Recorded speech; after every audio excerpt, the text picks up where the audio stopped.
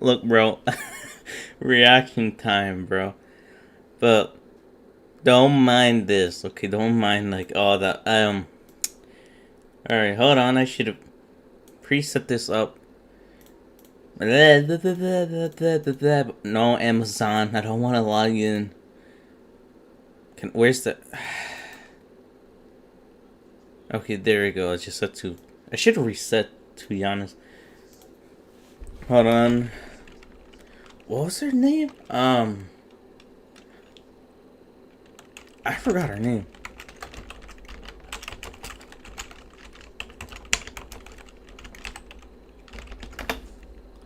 Alright, Helena Taylor. No, I had one of them. Helena Taylor. I might. Okay. Helena Taylor. And, who vote. That's not how you spell. Sonia English. Kill me, babe. I should have prepared. Lucy Christian. Lucy Christian. Clearly it doesn't. Lucy Christian. Lucy Christian, bro. It's gonna relate. Look, I'm reacting to my favorite scenes on Pokemon XY in English dub. I love English dub with this anime of Pokemon. Now's our chance. Now. What's wrong? Miss Haven Pascal does an amazing job on this. Iron Tail. Pikachu. Okay, my bad. I watched this before and I had this whole thing of like, dudes kind of like, just like, how is he? He must be gripping hard on her biceps and stuff. Because if you look at this scene, right? If you look at his hands, he grabs Serena's bicep. Bicep.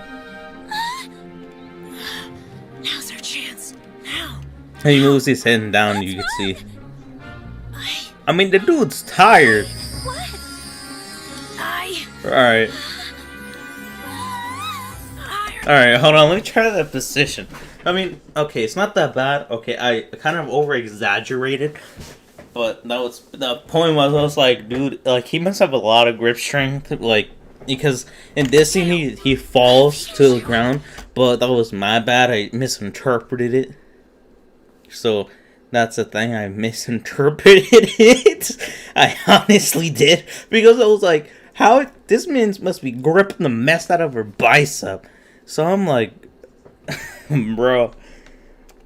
But then it's just kind of like, Time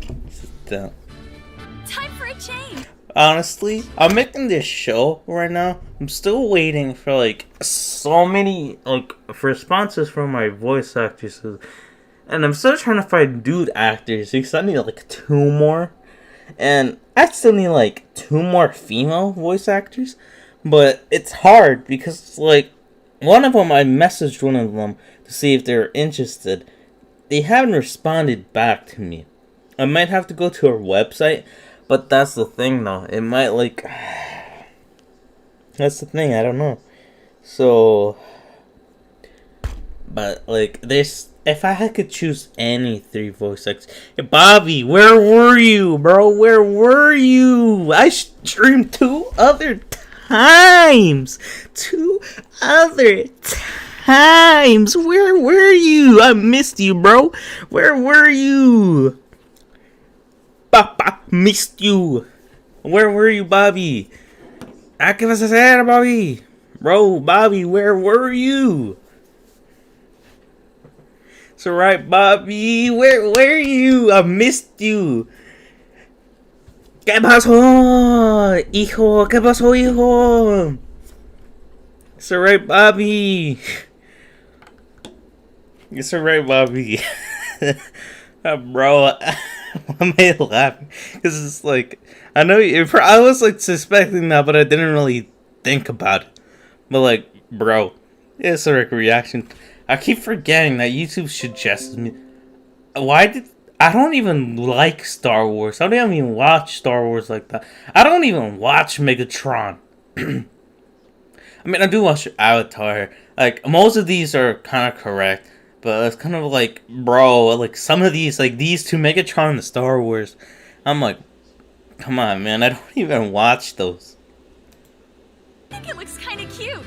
Yeah, I think so too. Oh, thank you, Ash. Huh? Is that ribbon? Yeah. Favorite It's the anime. present you gave me. You're wearing it. Looks. How is it lagging? How is it lagging?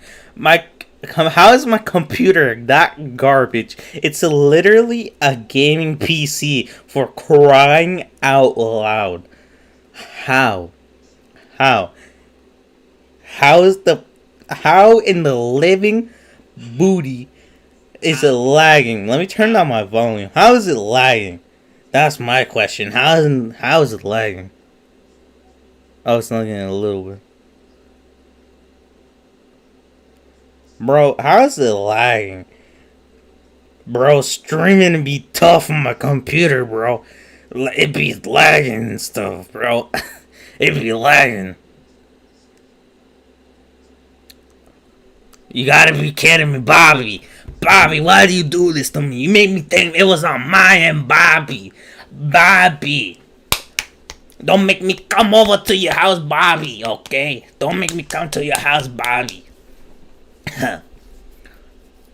See what you made me do to my voice, Bobby? You made me sound like a 30-year-old smoker, okay? You made me sound like I've been smoking for 30 years. Bobby. Bobby, you're making me cough, okay? I might have to go to the hospital for lung cancer. You see, my throat don't sound right. My throat don't sound right. See what you made me do? You see what you made me do, Bobby? Now to okay, take a smoke break. See you once I get back from my smoke break. Okay, Bobby? See, now I have to smoke a whole pack of cigarettes because you made me worry about you. Bobby? Boy, if you don't... Bro, I get to like, when I have energy, I get like, I get too hyped up. That's the thing, I just get too hyped up. Great. Pikachu! That Ash is always so upbeat. That's why you like him, right? Like him? It is true that his positive mental attitude is something I admire a bit. Huh? Wait, what was that? It wasn't important! Okay. Oh, boy. Look. Why did I stop at that frame? I was like, I saw her coming. I was like, oh, it probably won't be that bad. But why did I stop at that specific frame?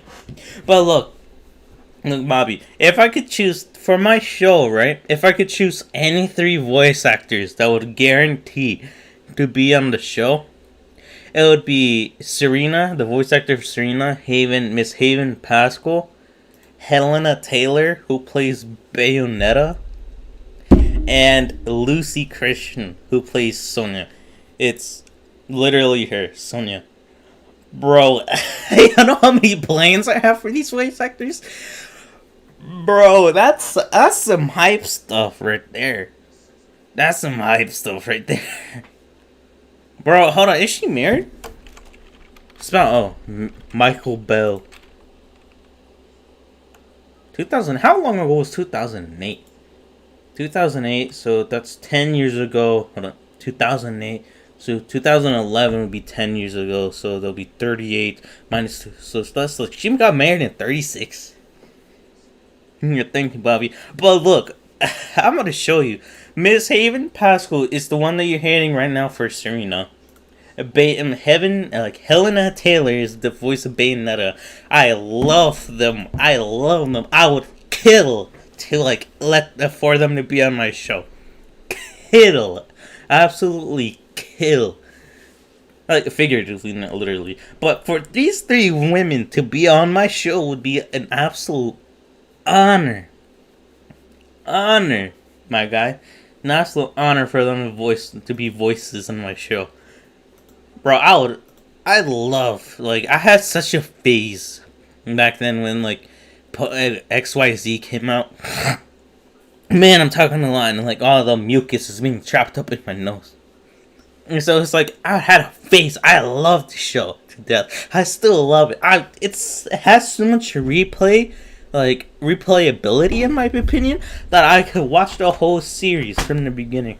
Animation in the beginning is not too good, but later in the series, it got really good. But bro, I love Serena. That's why I'm naming my future daughter Serena. That's why I love the name Serena. It's because of Serena from Pokemon. And Miss Haven Pascal did an amazing job of Serena. Lemon, that means Ash isn't your date, right? Huh?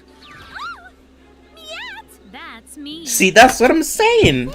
Miss Serena. You could be my Miss Serena Pascal is such an amazing job as Serena. I could never ask of anybody else than a better job as Serena. Lemon, that means Ash isn't your date, right? Huh? Oh, Miette! That's me. You She also does whatever that Pokemon is called. That's me. Surplus. She does Surplus. I love any voice actors. That's me. Look, the only reason why, there's this one show I watched on Netflix. It's called that's not how you spell it. It's called Winx. Winx Club. The only reason why I watched it. Was because of Miss Haven Pascal. That's why. That's the only reason why I did it. Was because of Miss Haven Pascal voiced Bloom. And that's the only reason why I watched the show. But boy, how many times? Okay, Bloom. The updated version I prefer, but that one actually looks good. I might have watched the original. Does she play Bloom in the original too? But I never watched the. This is why I don't search up things on Google anymore. It's because of this. It's because of this that you get some weird images on Google. Because you get search one thing, you get so many weird things. What am I? Okay, how does this relate? How does Naruto and Bulma relate? 10 most recognizable English-speaking anime voices. How in the living life of me does this? We're gonna watch that. Read it. I mean, I thought it was a video. You know what? Skip it. Sean Skin, yeah, Goku, the voice of Goku, Christopher Saba, All Might. Oh, Gohan, yeah. Justin. Justin, such a not to be mean to any Justins in real life, but Justin Brenner is such a weird combination of names. Naruto. Never watched an English dub of Naruto. Either. Yes. Bulma. Why is it this specific picture of Bulma too? That's what makes it funny. It's this specific photo of Bulma. They could have taken a better picture from Super.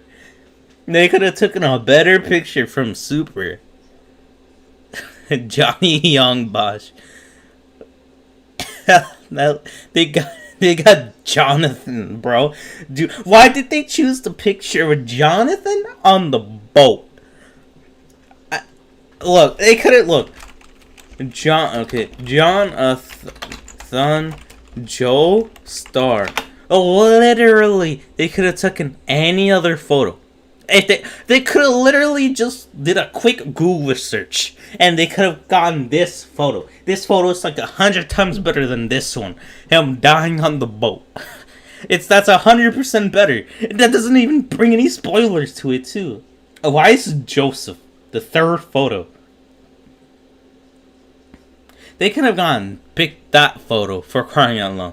I'm going on a rant. Or they could have chosen this one too. That's the thing.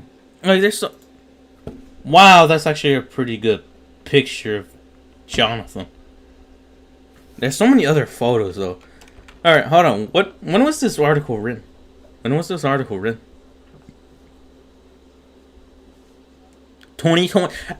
Man, 2021. He could just have done a quick Google search and just gotten find a better photo.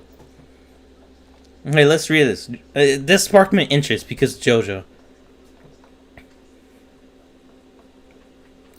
Look how many Dragon Balls? Like 1, 2, 3. 3 Dragon Ball ones. And how many? 1, 2, and like 2 My Hero ones. 3 My Hero ones. So basically, it's just like half of it is just like of 2 enemies. Johnny Young Bosch is a popular voice actor who actually started his career with live action productions, primarily what? Hold on. Bro, I'm opening so many tabs right now. Okay, clearly. Okay, this is. I'm getting frustrated because it's not like letting me do that. Okay, there we go. What does this man look like? He voiced Jonathan?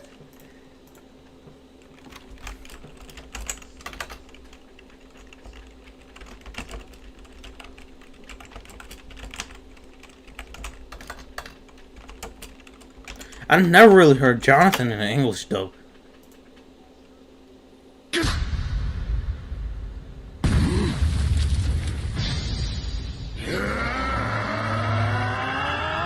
I will squeeze the life out of you with my own hands! I will cleanse the world of your evil influence! I mean, he's a good voice actor, though. I cannot lie. He does a pretty good job. This must be an old photo, because this must have been taken. Like, they didn't put Jonathan in here. Unless I'm blind. But dude, like, he's a pretty good voice actor, then. He's an amazing voice actor. If he's selling Jonathan. What? Snatched up some roses when I wasn't looking! Come now! Wait, that's good! He circled around to the right! Dio is blind on that side! Take this, Dio! No, damn it all! He knows exactly what he's doing!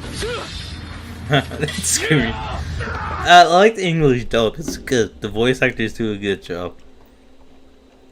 I don't... Jonathan. I don't know. Bruce Pappenbrook. And then I call it... I mean, why Fluffy, though? Okay, we got so sidetracked that we're kind of like... Okay, Google always feels like it's just being like a complete... But it's being so rude to me. Because it's giving me random photos that kind of relate. That's a cursed image. That is a cursed image. That's a cursed. I'm quitting. That's a cursed image. I'm done. Thank you. That's definitely a cursed image. I'm not. I regret saying that. I want to die. You could be my date. Wow, talk about perfect date.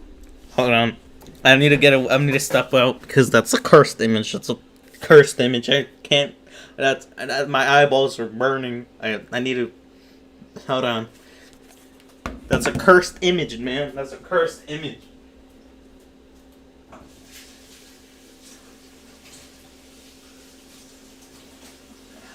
It's a cursed image.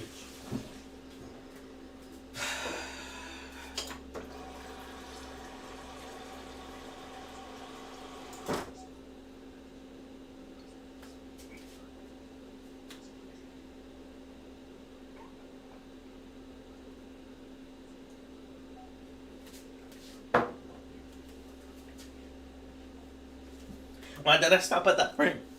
She was looking at me the entire time I was drinking water, bro. Okay, I didn't fart. If you heard that, that was just air, kind of like in between the seat and my. See, I did it that one time, but that was making me look dumb. But why did I stop at that frame? I stopped at this frame. She was looking at me the entire time I was drinking water. I'm scared. It's 12:50 at night. 12:50 at night. And I'm creeped out. So I'm trying to stop. Tell me to stop, Bobby. Tell me to stop. Tell me to stop. And tell me to continue, please. Because you're my boss. Please, Bobby, tell me to stop. Stop. Stop. Tell me to stop. Tell me to stop. Stop. That's creepy. I can't look up. That's creepy. Alright, I have a second monitor and I have my Streamlabs on there, so it's double the creepiness. Bro, tell me to stop. Oh, happy birthday, Bobby. I'm glad that you're having a... Are you having a good time? Happy birthday. June 17th. Okay, Bobby. Bobby. Are you having fun? Are you having fun? Because hopefully my crazy soul is making you enjoy your birthday.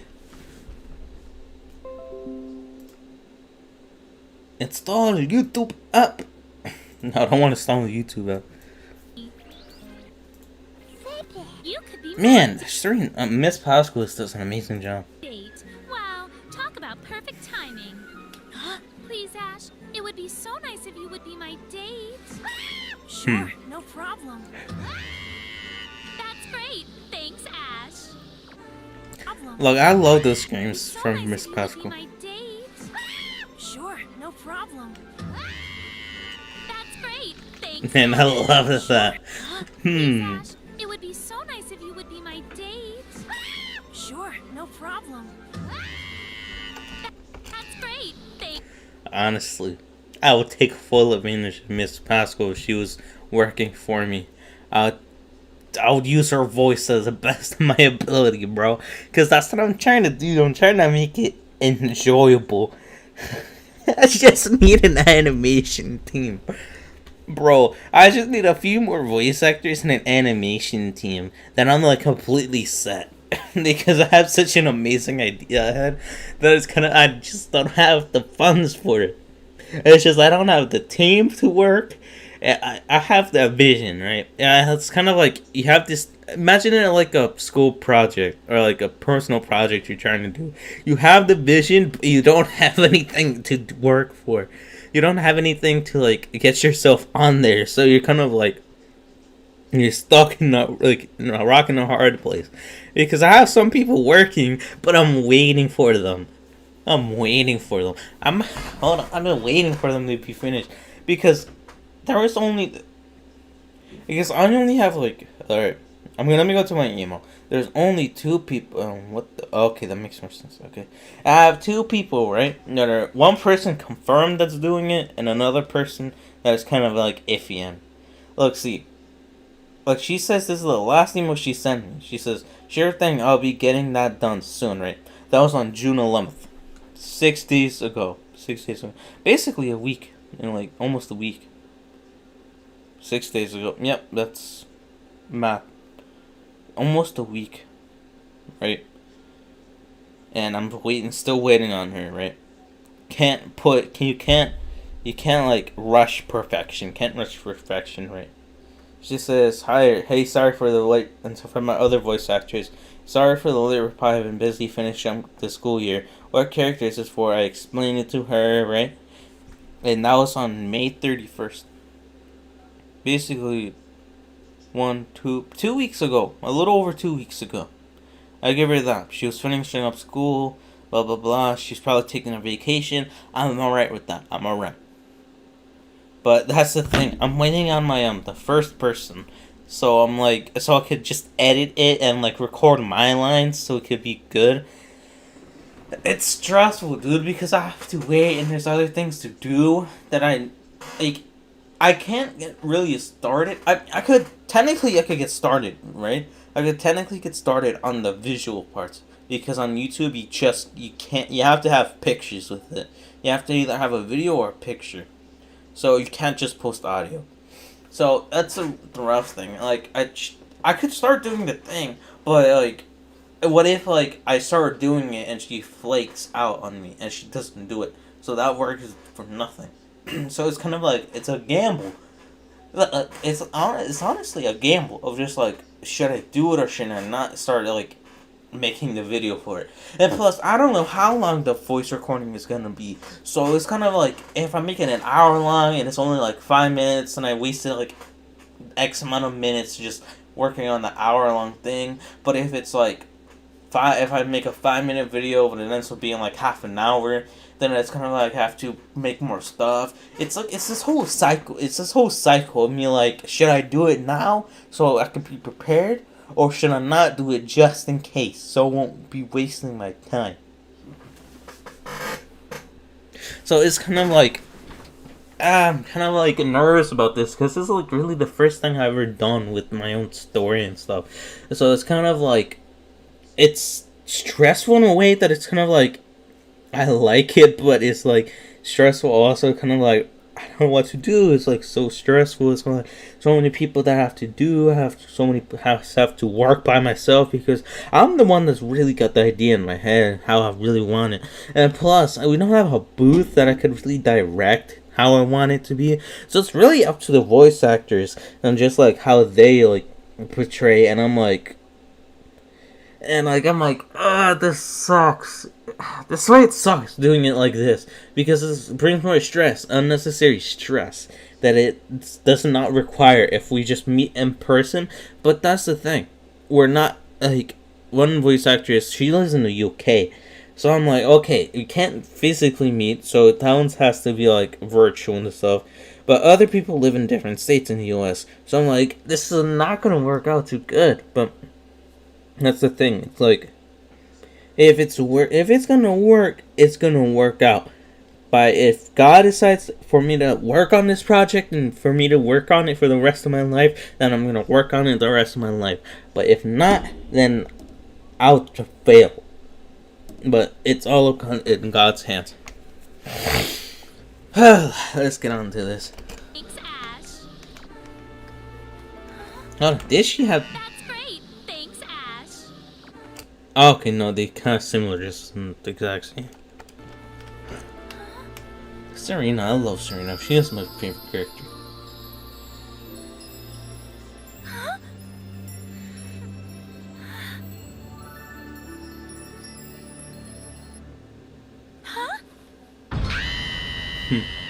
Oh, that's it. So, Serena, did you have a good time? I guess I did. Wish I could. So, That's my favorite. Oh, this reminds me of this one joke. That this dude kind of dubbed this scene on his own, and Ash said, "Oh, did they bring Porky Pig? Oh, we should invite you to Denny's after this." And Serena said, "Oh, what he's gonna order at Denny's?" And Ash said, "Probably something with bacon." Yeah, thanks, Bobby. I'll keep trying to do my best.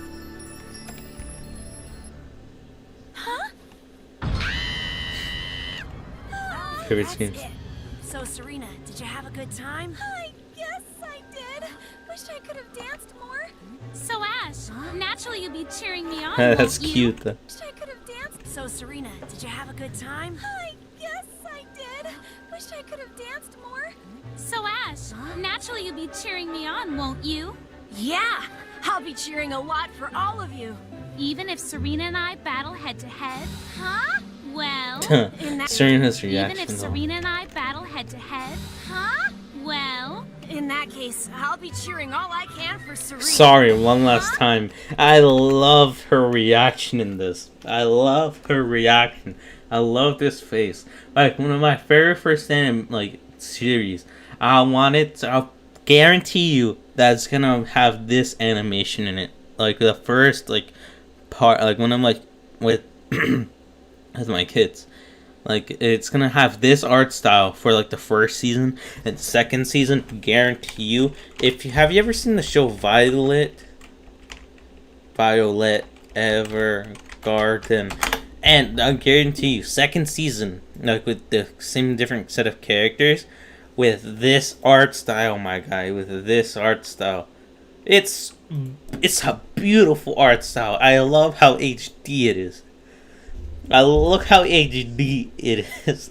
Trust me, bro. I have high hopes. I have high hopes. But if everything falls short, then my hopes are gonna collapse. Probably my mental stability too. But we just wait and see. We just wait and see. I mean, like, when that happens, if I'm ever get depressed or not. But anyways, like, we just have to wait and see. Cute photo of like a Violet. Cute photo of Violet. Best photo of Violet. I should change this to my wallpaper. I should just change this to my wallpaper, honestly. Bro, you know how many plans I have for you guys to watch? I have so many plans ahead, bro. So many plans, so many plans. Serena. Well, In that case, I'll be cheering all I can for Serena. oh, are you two an item? I also love that face. I love that face too. Like, that's why I like this art style, because dude, like, there's so much creativity with it. Serena. Are you two an item? Oh, the cute faces, on this. Serena's face on this is cute. Look, I could geek out on just like how many frames this loves. I love this. Next couple frames. Look, the next couple of frames. I love this frame. I love it. I love oh, Brixton's face is like, "What's up, bro? What you looking at?" Bro, I'm probably yelling. It's midnight. Bro, that's hilarious. I love her face right there. I love these reactions. Look, man, Serena's face is like, it's so priceless. It's priceless. You can't put a price on her. You can't put a price on her emotions. But look at Brixton though. Brixton's like, "Bro, I don't know what's happening, but like, bro, I'm about to witness a crime. I'm about to witness some war crimes." I was just stop yelling. I'm probably yelling, bro. It's like, "I'm about to witness some war crimes." Like, bro, like, B, help me, B. I'm about to see some murder. About to see some murder take place. I'm about to be a witness. I'm about to testify on court. That's the thing. Bro, I don't need alcohol. I'm already drunk. I'm already a higher person. I don't need anything to boost my energy. Look how hype I am at 1 o'clock in the morning. It's like, I'm hype, and I'm just like making jokes. Imagine if I had a bigger audience. Imagine I actually had a legit bigger audience. Bro, I have 38 stinking subscribers. Like 33 minutes in, we only watched 2 minutes and 6 seconds of this video. Like, it's hilarious because it's honestly, the original intent was supposed to be me watching this video and just me explaining it, but like, we just went through like if you look here, we just went through a good 33 minutes of me just doing random stuff. Half of it was me just doing random stuff. That's facts. Like, you cannot lie. Half of it was just me doing some random stuff too. And like, the other half was just me, like, a quarter of it was me just talking. And the other quarter was just me reacting to this video. But that's the thing. You just have to be yourself on YouTube. Because, like, if people, like, that's the thing. You don't have to make a false persona. You can, but it's not going to be fun. It's just be yourself. Bro, how many people... Imagine if I had a bigger reach. Imagine if, YouTube decides just to recommend my videos. Like, on my live streams. Look how funny it is. Not like, look how crazy it is. Like, I'm just out of an anime that I like. I can extend it for like an hour. Man, Hey, you know, some people will call me drunk on life, but that's the thing, though. It's funny because I'm just like enjoying this. I need more water. I'll be right back.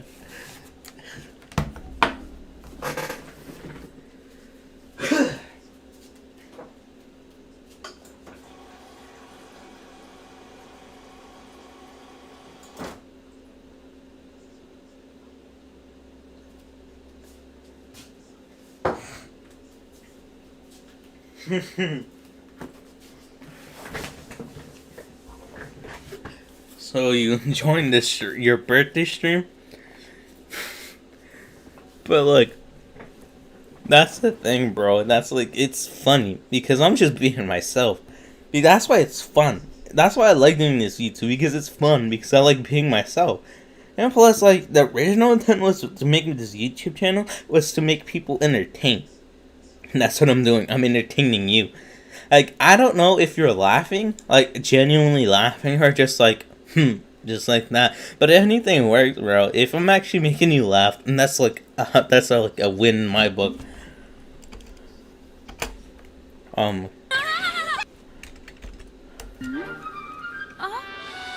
you two an item? I cannot lie, I love her blue eyes. I love her blue eyes. And for Serena. Are you two an item? That's none of your business! What's up? Man, sorry, I love watching this, so. Serena. Like, I love this. Are you two an item? That's none of your business! What's up? Sounds kind of complicated. Kinda. Whatever. And, there's you-know-who. Bigger. Man, stop. Just pulling my heartstrings. This is pulling, you know, this is bringing back so many memories. It's pulling my heartstrings. It's pulling my heartstrings. There's you-know-who. Bigger. Stop. I'm dying because it's giving me this good feeling in my heart. Like, I probably won't be able to sleep for the next couple hours. I might just be too high on energy. I'm no drugs. No, I'm too happy because I make myself hype. That's funny. It's like weird to say. You're like, get yourself hype? Yeah, I get myself hype for some reason. It's funny because like whenever I get happy, I just like get so excited and just like amp up my own excitement by a factor of 10, and it keeps multiplying, so I just get really happy.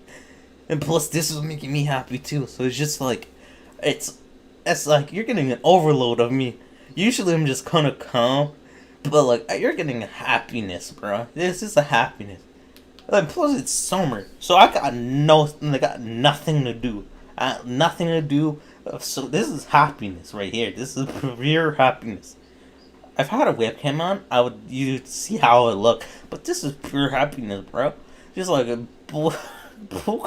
just doing random stuff on YouTube anytime you want, making people laugh, yourself laugh. If you're able to make yourself laugh, then you know you're making other people laugh too. Because it's like, how many times have you seen comedians laugh at their own joke? I mean, it's good jokes. It's really good if you know the comedian laughs because it's a funny experience. Oh, bro. Just imagine if I get like 1 million subscribers. That would be awesome. Get paid, actually professional like stuff. I promise myself, like, there's those YouTubers that change over time. I don't mind the change, but it's kind of like I like the original, like someone like with Sunday. I prefer kind of like his original personality when he first started YouTube. I love that.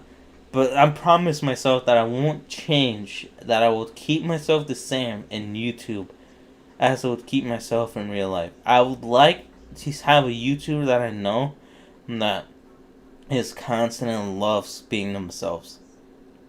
Like, there's this one animation YouTube that actually stayed kind of constant.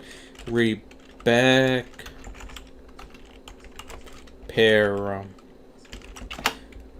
Perham is one of those few YouTubers that I love watching consistently.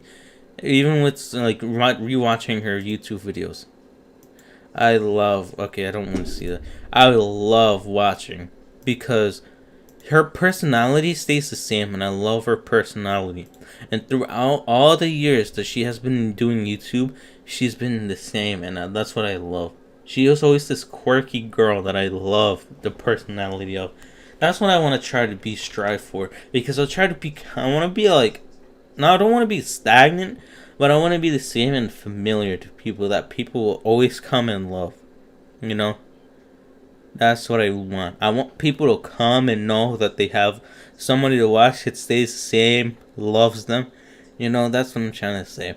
I love knowing, letting people know that I love them, and that they always have a safe place where they know they could have a laugh and love the personality.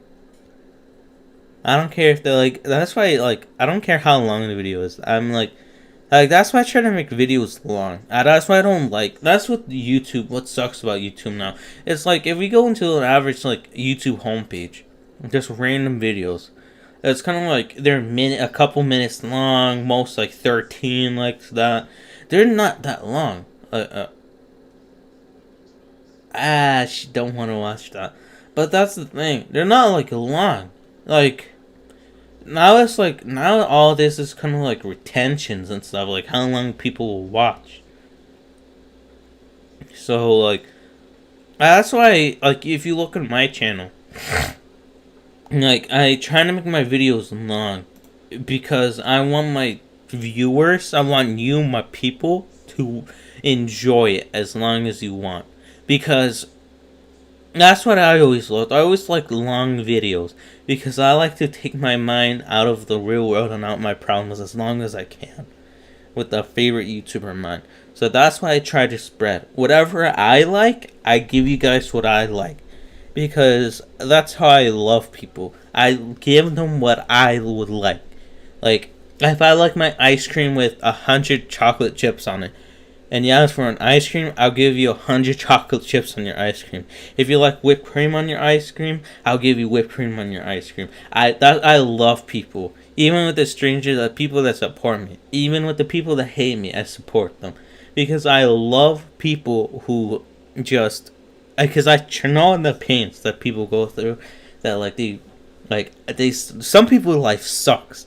Then I try to take their sucky life out for like as long as I can when they're watching my videos. That's why I try to be like energetic and stuff, because like I try to make them feel happy, or like even if it's a 30-minute long video, I try to make them happy as I can, because it's kind of like I like seeing people happy for like no matter how long it is. I love seeing people happy.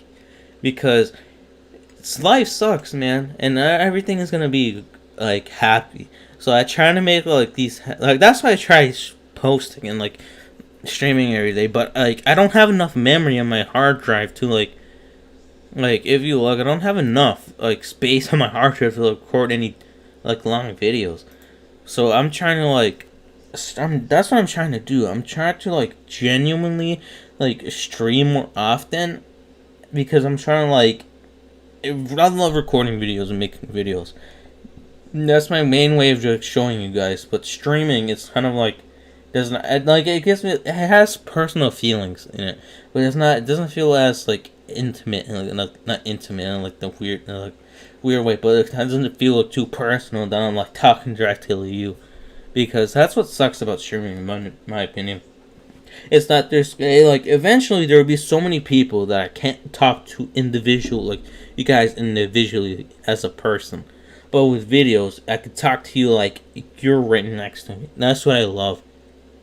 That's why in my mind, like if we go to my YouTube channel right now, that's like if you go to my YouTube channel right now, right, like you see me like, okay, if this could load, like you see me like talk in the beginning of these videos, right? Like you see me talk like right here, like okay, that's accurate, but like you see me talk because I want you guys to know, like that's the thing that I like always strive to do. Like not best example, but like like I try my best to like put me talking to you guys and like in the beginning of each video, so you guys can know that I'm there talking to you, that I'm here to help you guys. That's the thing. That's my main goal, to be honest. See how we get off track. It's already 44 minutes and 55 seconds already in here, so it's kind of like it's surprising how long I could just talk.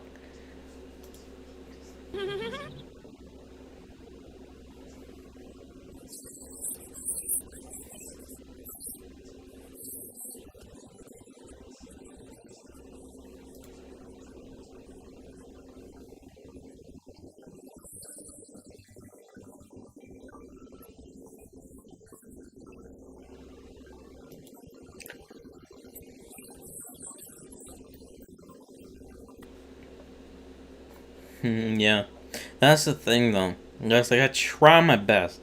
You know, I get like inspiration from everywhere, to be honest, because I feel like I with most shows that I get my inspiration from, I get from shows that I kind of like do my own thing. But really, I just kind of like it's so many things that I get off of, like this. Like I get inspiration from this. I'm like, it's a joke. I'm like, I might parody this like as a joke, but I kind of like might not. Most likely not, because I want to keep it original. But I kind of like watching this to think of like different scenarios. Like I just like with here. I'm like usually I would be thinking like it's like him these two like pretend like I would say insert my characters into this, and he like Polnareff saying like, hey bro, teach me how to remind me how to like make my like trait into like a physical physical person again. And like at this part they take out like their abilities and start like attacking Uzuna, and like I have like preset reasons why they're doing that.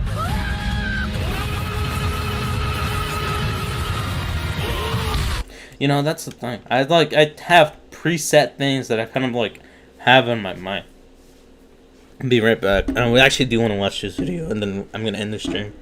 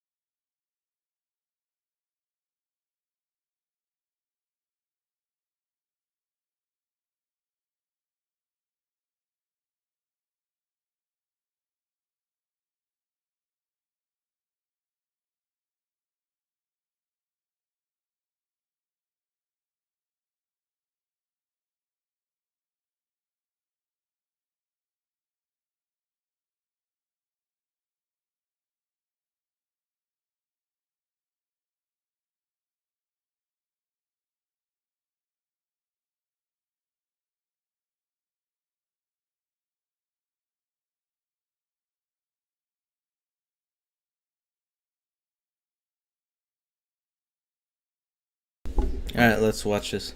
Now that we have nuclear weapons and nuclear power plants, you might think that it was always inevitable that we would be able to harness the energy inside the nucleus of atoms. But that was far from the case. In fact, serious scientists thought the idea was laughable, like Nobel laureate Robert Millikan, who in 1928 said, "There is no likelihood man can ever tap the power of the atom. The glib supposition of utilizing atomic energy when our coal has run out is a completely unscientific utopian dream." Or as Rutherford put it, anyone who expects a source of power from the transformation of these atoms is talking moonshine. Now, there was good reason for their pessimism. When Becquerel first observed radioactivity, he thought it was a phenomenon similar to phosphorescence. That's when you shine radiation like light onto an object, and it absorbs that energy and later re-radiates it in a different part of the spectrum. Now, uranium ore was known to do this, as I witnessed firsthand. Oh yeah. Heck yes. Fluorescent. Re-radiates it in a different part of the spectrum. Now, uranium phosphorescence.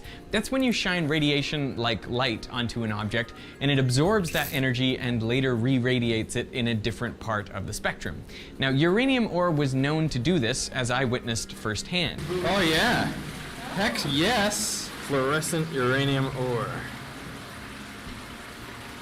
Yeah. Here it's absorbing UV light and re-radiating it as visible light. In 1896, Becquerel performed experiments where he placed uranium ore in the sunshine on top of some wrapped up photographic film. And he found that the film was exposed, seemingly by invisible rays from the uranium ore that penetrated the paper when the uranium was excited by the sunlight. But one day when he went to do his experiment, the weather in Paris was lousy, so he put the uranium and the photographic film inside a drawer. And a few days later, even though the uranium hadn't seen the sun, he decided to develop the film anyway.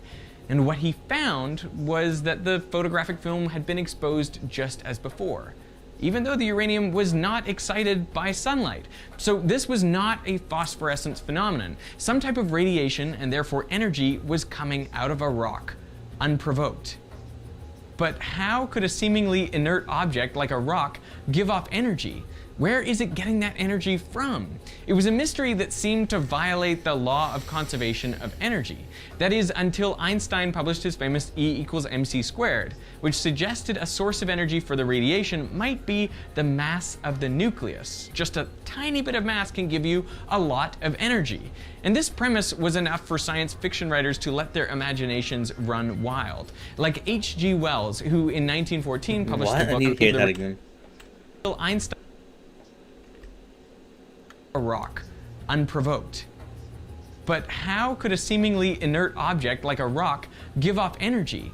Where is it getting that energy from? It was a mystery that seemed to violate the law of conservation of energy. That is, until Einstein published his famous E=mc², which suggested a source of energy for the radiation might be the mass of the nucleus. Just a tiny bit of mass can give you a lot of energy. And this premise was enough for science fiction writers to let their imaginations run wild. Like H.G. Wells, who in 1914 published the book The World Set Free, which includes the first mention of the words atomic bomb. He envisioned a uranium-based hand grenade that would continue to explode indefinitely. But to scientists, this was completely detached from reality. As Einstein in 1933 put it, there is not the slightest indication that nuclear energy will ever be obtainable. It would mean that the atom would have to be shattered at will. And that's just the thing. People had no ability to make a nucleus do anything. All we were observing was the natural process of radioactive decay, atoms of a particular unstable isotope decaying at random with some characteristic half-life. And the energy given off, although immense on the scale of an atom, is pretty insignificant on the scale of people and the world. The fission of a single uranium atom releases 20 times less energy than the amount required to raise a grain of sand the thickness of a piece of paper. Now, up until 1932, the only known particle in the nucleus was the proton. So if you wanted to alter a nucleus, you could conceivably fire a proton at it. But since the nucleus and the proton are both positively charged, they repel. So you'd have to fire the proton in with such high speed and accuracy to get it to hit and stick to a target. And even then, if you're successful, you've only affected one nucleus, which at best can't even lift a grain of sand. So you can see why the Nobel Prize winners were saying, nuclear weapons? Not gonna happen. But then comes the discovery of the neutron, and the neutron changes everything because as an uncharged nuclear particle, it can drift ghostly, undeflected through matter until it hits a nucleus, transforming it into something else. And this leads to the epiphany of a man named Leo Szilard. Now, Szilard read The World Set Free, so he's already imagined a future in which nuclear energy is harnessed by weaponry. And he remembers the exact moment he comes up with this idea as he's crossing the street in London. He says, "It suddenly occurred to me that if we could find an element which is split by neutrons and which would emit 2 neutrons when it absorbed 1 neutron, then such an element, if assembled in sufficiently large mass, could sustain a nuclear chain reaction." In other words, the neutron enables us to trigger nuclear reactions at will. And if there's a nucleus which, when it splits in this way, releases 2 neutrons, it could trigger more and more fissions at an exponentially increasing rate. The nucleus that has this property is uranium-235. In fact, releases 2 neutrons, it could chain reaction. In other words, it would suddenly occurred to me that if we could find an element which is split by neutrons and which would emit 2 neutrons when it absorbed 1 neutron, then such an element, if assembled in sufficiently large mass, could sustain a nuclear chain reaction. In other words, the neutron enables us to trigger nuclear reactions at will. And if there's a nucleus which, when it splits in this way, releases 2 neutrons, it could trigger more and more fissions at an exponentially increasing rate. The nucleus that has this property is uranium-235. In fact, on average, it releases 2.5 neutrons every time it divides. Now, all of a sudden, you have the possibility of splitting zillions of nuclei simultaneously, releasing incredible amounts of energy all at once. That's an atomic bomb. Now, if you want more control over this release of energy, as in a nuclear power plant, well, then you have to absorb a few neutrons, so that the fission of one nucleus only causes the fission of one other nucleus on average. Then you have a steady chain reaction that emits the same amount of energy each instant.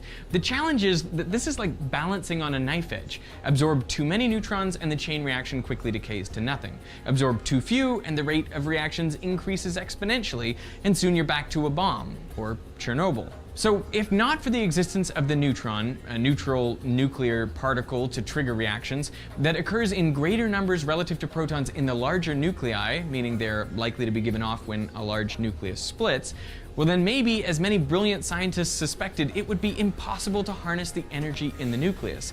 But as it is in our universe, the neutron is the hero, or the villain, of nuclear physics. Well, you know. Hey, this episode of Veritasium was supported by viewers like you on Patreon. The more you know this.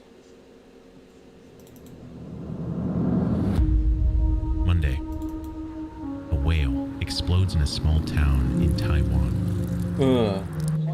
President Hamid Karzai signs the new constitution of Afghanistan. And the day is just getting started. In North America, at around 8 a.m., an email appears in the inbox of a few users. Upon opening, there's an attachment. It has a generic name like document.txt or readme.doc, and to the mind of an unsuspecting 2004 human, it looks legit.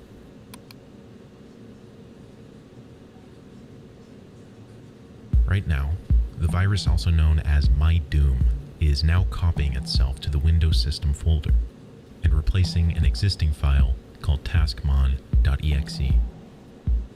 It also creates the file shimjapi.dll in the same directory.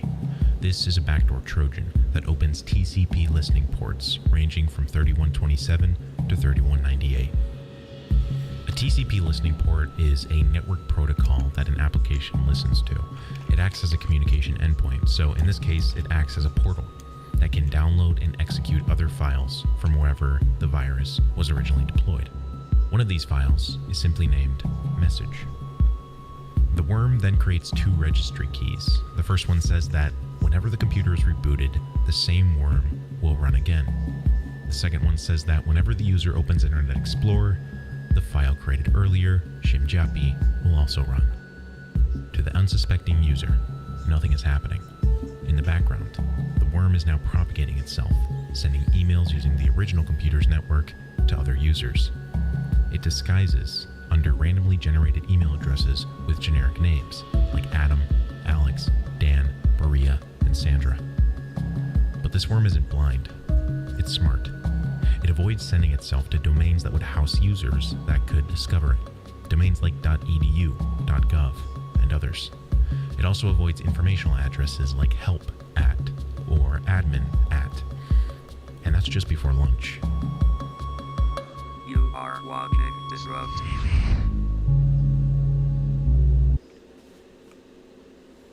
Why is it buffering? Oh. Oh, I just got. I think I just got trolled. Yeah, I was like, why is it? I can't believe I got fooled by this trick. You know, tell me why. As soon as I saw that, I was like, am I getting played an ad?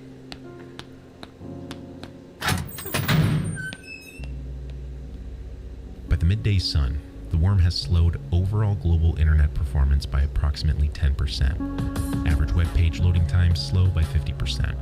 The computing community is reporting that 1 in 10 email messages now contain the virus. The SCO Group, a software company creating Linux products, offers a $250,000 reward for information leading to the arrest of the worm's creator. The FBI and Secret Service also open investigations. A second version of the worm has surfaced, mydoom.b. This new version includes a denial of service attack against the SCO Group and an identical attack against Microsoft. The worm will launch 64 threads, each of them requesting the main page of the websites. This process of requesting 64 times is repeated every second. The request is simple: get HTTP 1.1 from every infected machine throughout the globe. It's scheduled to begin in 6 days.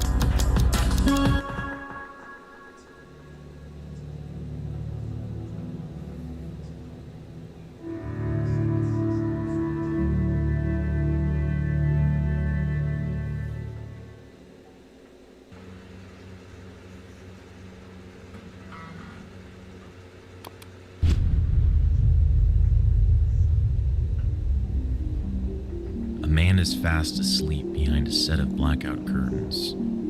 Between the realm of lucidity and waking, he hears something. He gets out of bed, runs to a panic room, shuts the door, and waits. I will become master of the universe. Bruised and battered, a mother leaves her alcoholic husband for the last time. She brings with her a suitcase of belongings and her only son.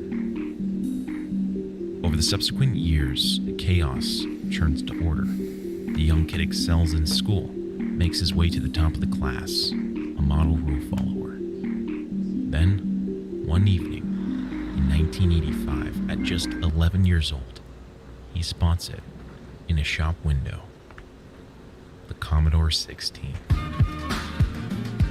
Over the subsequent weeks, he pleads with his mother to buy it for him. Eventually, she scrapes her earnings together and purchases the terminal. Like a window into a foreign world, pixels behind the screen illuminate his curiosity into a newfound realm of ones and zeros. Self-taught, self-learning, this is a step far removed from the strict guidelines of school he's grown so accustomed to. Now, at age 15, as his interest in computers reaches an all-time high, his grades drop to all-time lows. He's held back a year, but he doesn't care. The Wild West of anonymous chat rooms filled with stolen credit cards, NASA safeguards, and Pentagon files are calling his name day and night. He takes the pseudonym and begins traveling back and forth across the Atlantic Ocean, intercepting telephone companies, pushing cybernetic buttons, all while sitting in the comfort of his mother's apartment. On one of these anonymous boards, he meets another teen hacker. The two hit it off. Eventually, at 16, Kimball starts up an early phone connection company that allows two parties to connect and talk. The more callers that are simultaneously connected to his service, the higher a profit he can claim on the lines. He begins using stolen credit card numbers to increase this number, a practice that would soon land him a few days in a jail cell before being released with some fines. The business continues growing. By the time he's 18, he's making nearly $200,000 per year. Nearly 200,000 per year. That's actually interesting. So 200,000 per year. So 200,000. That's 200,000 divided by 12. So divided by 12. The dude's making about like 16,666 and 66 cents a year, a month. That's a lot. He moves out, gets a Mercedes, rides on the Autobahn. For him, the limitless road is a meditative experience. He puts in a tape, maxes out the stereo, and follows the lines towards infinity. The world fades out. He feels as though he's flying in space. This is where he thinks. Business plan, code structures, Quake 2 strategies, then between Berlin and Munich, a car cuts in front of him. At nearly 250 kilometers per hour, he flashes his lights for the car to move. It doesn't budge. He's forced to tap on the brakes. 5 months earlier, he disabled the automatic stability control on his Mercedes. This light tap on the brakes causes the car to lose traction on the pavement. It turns sideways and crashes straight into the metal barrier. Without seatbelts, him, his girlfriend, and 3 friends are hurled into the air. Wow.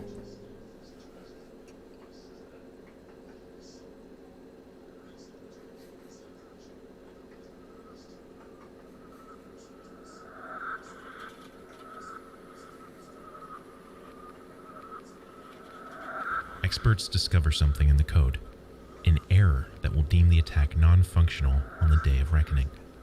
Some skeptics warn that the error may be a decoy intended to conceal the true purpose of MyDoom. MyDoom B is now blocking access to websites of over 60 computer security companies, as well as ads by DoubleClick and other online marketing agencies. It's spreading, but not as fast as MyDoom A. 1 in every 5 emails now contain the worm. We have reached the peak. Microsoft offers an additional $250,000 to the reward. The denial of service attack begins 2 days earlier than expected. An estimated 1 million computers, now infected, send connections to SCO. The company responds by removing the original domain from operation. The second attack begins, this time aimed at Microsoft. Microsoft responds by directing users to a website, unaffected by the attack. The attack, at this point, has remained minimal. Microsoft.com remains functional. A second worm, known as Doomjuice, has appeared. It rides the tail end of MyDoom by sneaking into a back door left open. Its purpose is the same as its big brother, a DDoS against Microsoft. However, it doesn't make much of a dent. MyDoom A stops spreading. The back door remains open. Someone triggers MyDoom B and stops it from spreading. The back door remains open. Cyberspace returns to relative normality. While the creator of the virus remains a mystery, the country of origin has been pinpointed to Russia. It's always A Russia. variant of MyDoom attacks Google, completely stopping functionality of the website for a large portion of the day. New versions begin surfacing. MyDoom U, V, W, and X infect more computers and install more backdoors, sparking worries that a new, more powerful MyDoom is brewing. MyDoom version AO is born. Then, silence. Just an hour ago, we had an attack. We had learned from the NYSC that they've had some kind of denial of service attack on their website. U.S. authorities say North Korea may be responsible for cyber attacks on government websites in the United States and South Korea. The code was called Trojan.dozer, and much of the language it's written in appears to be reused from the My Doom worm. But the original hasn't resurfaced. The ransom money remains unclaimed. The estimated damages the virus caused, roughly $38 billion US fiat. Wow, a lot of money. The individual or the group behind the virus has yet to be found, remaining in the shadows of cyberspace. And here we go. You can see already the massive amount of traffic being pushed out of this virtual machine.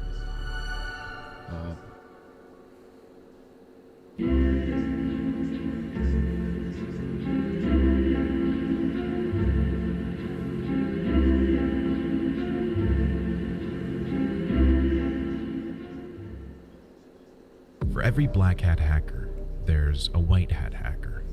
Someone hired by a company to specialize in breaking software to ensure maximum security. These people know the ins and outs of computer science, but they started at the fundamentals. Brilliant.org offers foundational computer science courses for a fraction of the cost of traditional university rates. Whether you're looking to become a software developer, network architect, or just want to feed your brain new valuable information, the Computer Science Fundamentals course will help wrap your mind around computational thinking, ranging from everyday tasks to algorithms. Topics include decision trees that computers use to boil down the many into one, or computational problem solving that presents simple real-world problems to explain complex concepts. You can prepare yourself for career paths in computation via brilliant.org/disrupt for free. Or, if you want to unlock all 60 plus courses, the first 200 people that sign up will get a 7-day trial of premium, plus 20% off the annual subscription. They get empowered. Sitting in the recovery room, he makes a vow to himself. He wants to live life to even more extremes. As he puts it, live life to the fullest. By 1994, Kimball and Scousy, real name Ortman, start a business together. One brings a startup-oriented mind, the other brings a code-oriented mind. The company grows, and over the next 7 years, it transforms into a multi-million-dollar endeavor, a business offering network pressure tests and attack simulations. Eventually, the two sell it off. With a large personal fortune in their back pockets, they enter the turn of the century. We are now in the year 2000. The entire world seems to be moving to wirelessness. Will we all be able to interface with a giant supercomputer? Will we all have the ability to access and process information by mobile telephones or some type of handheld technology? I don't like that voice. Who will benefit? Who will lose? Sorry, I am getting ahead of myself. It's around this time Kimball changes his real name, from Kim Schmitz, then to Kim Vester, then to an homage around the technology upon which his fortune is built, Kim.com. He spares no expense. Parties, yachts, more parties, more yachts. His wealth not only grows, but his earthly status. He's ranked among the top titans in the dot-com bubble, the ones that made it out on top. Racing cars remain his favorite pastime, these days on closed courses. One of the largest of such events is called the Gumball 3000. Thousands of fans and racers gather for an annual 3,000-mile, 6-day trek. Tons of footage of the event is captured and shared through email. The problem is, the higher quality the video, the larger the file size. The larger the file size, the more bandwidth it would take to send the email. Without YouTube or Dropbox, bandwidth meant money.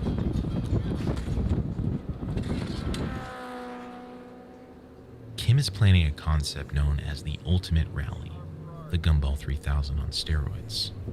To create buzz within the racing community, he hosts a competition. Those that could send the best street racing videos would win cash prizes. In an early email discussing the concept with his business partners, he writes, "Instead of sending the actual file, users could simply upload the file once on a hosted server, then send that link to the recipients, who would then download the video using their own bandwidth."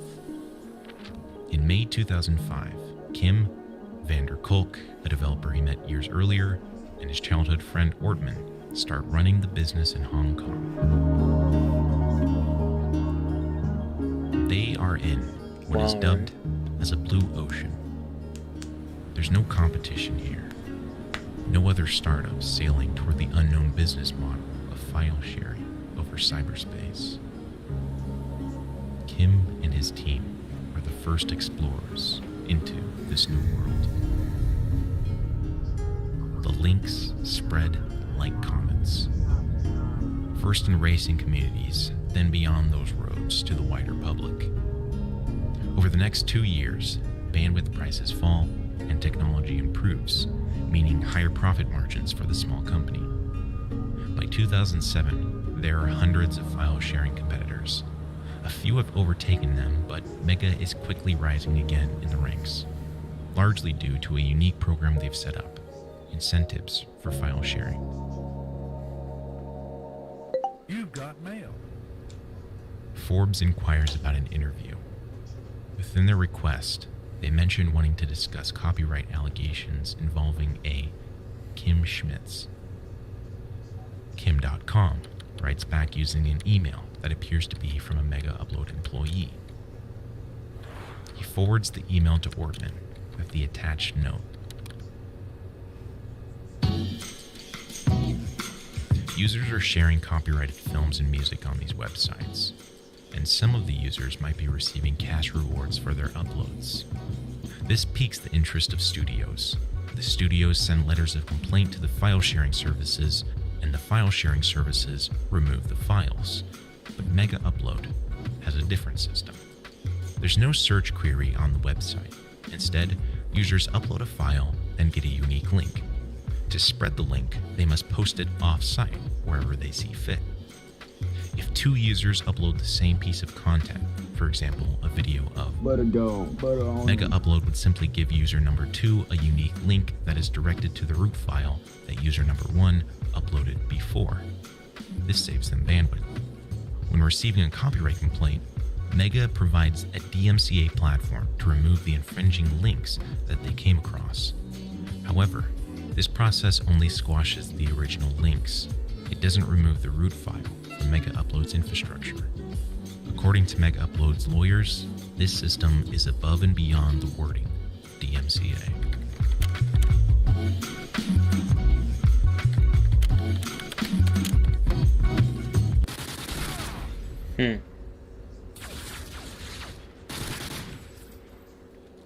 Kim is gaming in his mansion.